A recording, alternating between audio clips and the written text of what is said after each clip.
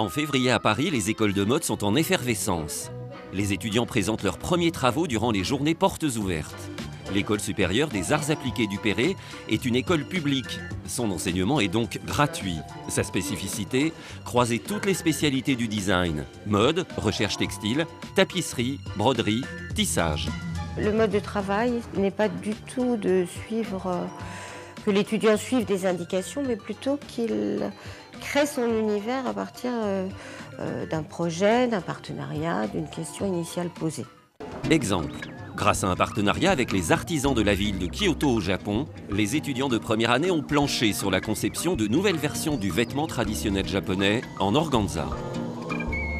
J'ai pris des illustrations anatomiques de la période Edo du Japon. Ce boléro, c'était plus l'idée de quelque chose qui est à l'intérieur du corps en fait et qui sort. Donc j'ai travaillé sur le plissé et sur le fronçage pour justement exprimer justement les veines, les muscles qui sortent du corps en fait. L'école du Perret exècre les modeux et les fashionistas.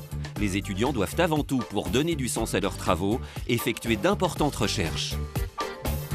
Les Japonais, ils accordent une énorme importance à tout ce qui est le défaut, tout ce qui est l'irrégularité. Alors que nous, on est dans une société où on veut bannir ça de nos idées, non mais c'est vrai, de nos esprits. Alors que eux, au contraire, le petit défaut va trouver son importance.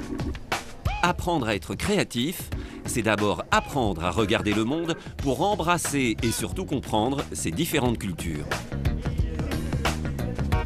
Créatif, c'est pouvoir utiliser ce qu'on a prélevé dans le monde et en faire quelque chose d'un peu différent. La créativité, c'est aussi l'acuité, c'est pouvoir exprimer au plus juste son idée par des moyens d'expression. Les entreprises partenaires ne sont pas toutes des maisons de mode.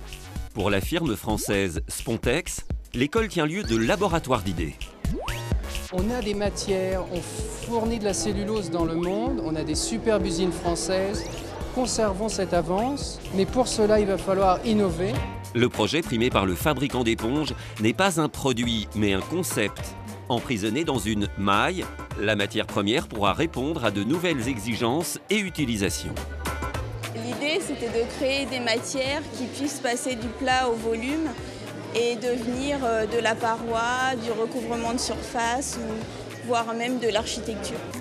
Créative, l'école du Perret fonde son enseignement sur une question centrale, celle du renouvellement des codes classiques, afin de les acclimater au monde contemporain.